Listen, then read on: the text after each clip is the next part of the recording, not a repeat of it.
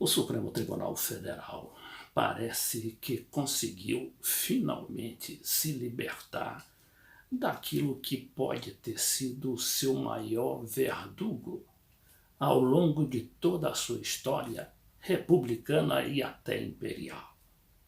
É a Lava Jato.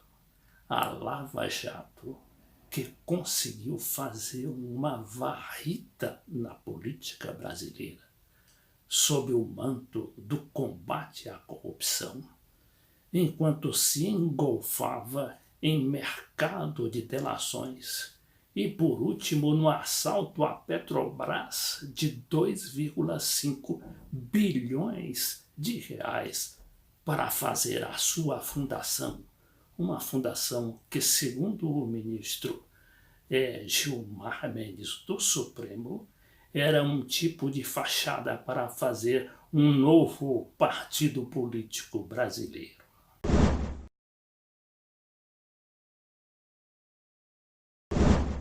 Como é que pode 4 anos, 11 meses e 27 dias de total impunidade, e ainda mais com aquela auréola de defensora da democracia e da moralidade? Só que os seus membros, como a gente sabe, e agora o Supremo deve ir atrás de um por um, né? Inclusive do ministro Moro, do ex-juiz, né? Sérgio Moro, que a partir de Curitiba praticamente ditava as ordens sobre o Supremo, sobre a presidência da República e sobre o Congresso Nacional, que também, amedrontado, deixou-se avassalar por esta operação que nós sabemos. Ela não surgiu no Brasil, ela foi determinada lá de Washington. E a partir dali, como ocorreu também com a mesma operação lá na Itália, a Operação Mãos Limpas. E não é à toa que esse pessoal aí da Lava Jato, Dallagnol, o Moro, era todo mundo formado lá na Universidade de Harvard. Formado, digamos, de um curso ou outro qualquer, mas estavam lá, né? Quer dizer, o dedo da Harvard sobre a nossa justiça, sobre o nosso Ministério Público. Sendo que o Moro foi até estagiário do Departamento de Estado dos Estados Unidos. Agora vejamos aqui só o que foi mais ou menos essa Lava Jato ao longo da sua existência, né? Que completaria no dia 17, 5 anos. Aqui na Wikipedia diz que a Operação Lava Jato cumpriu mais de 1.000 mandatos de busca e apreensão, de prisão temporária, de prisão preventiva e de condução coercitiva, visando apurar um esquema de lavagem de dinheiro que movimentou bilhões de reais em propina. A operação teve início em 17 de março de 2014 e conta com 60 fases operacionais autorizadas, entre outros pelo juiz Sérgio Moro, durante as quais mais de 100 pessoas foram presas e condenadas. Investiga crimes de corrupção ativa e passiva, gestão fraudulenta, lavagem de dinheiro, organização criminosa, obstrução da justiça, operação fraudulenta de câmbio e recebimento de vantagem indevida. E como é que se deu essa decisão repentina, quase que intempestiva e absolutamente inesperada do Supremo Tribunal Federal? Em 2 atos, a maioria de seus ministros, por 6 votos contra 5, decidiu retirar da Lava Jato aquilo que não lhe cumpria, que era o julgamento eleitoral, o julgamento de crimes eleitorais. Por que esse julgamento estava todo em Curitiba? É que, de tão poderosa, essa Lava Jato conseguia sequestrar todos os processos. Foi lá onde o Lula, né, foi processado, depois preso. A Dilma acabou sendo derrubada por todo aquele aparato que a Lava Jato, principalmente à frente, o juiz Sérgio Moro, conseguiu desestabilizar o governo Dilma.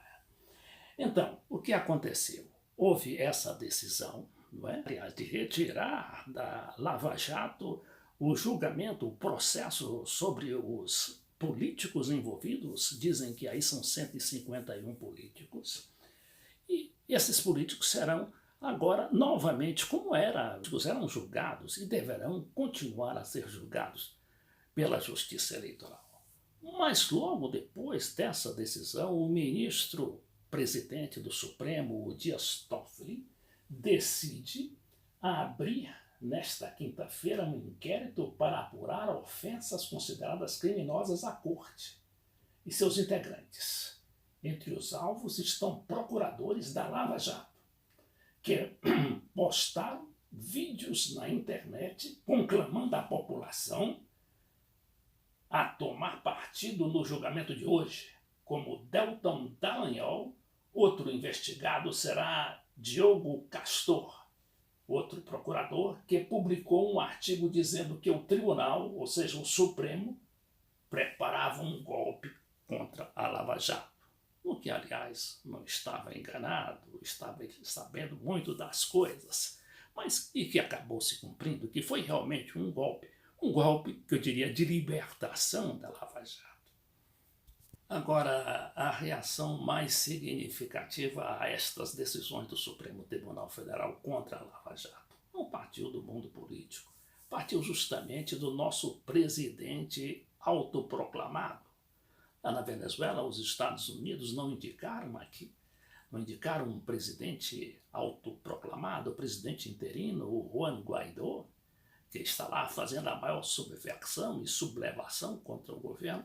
Aqui no Brasil, o ator Zé de Abreu decidiu ele próprio, e sem qualquer tipo de pressão forânea, ou seja, do exterior, a não ser uma pressão natural, né, dos brasileiros, e nisto ele personifica muitos anseios, de virar o nosso presidente autoproclamado.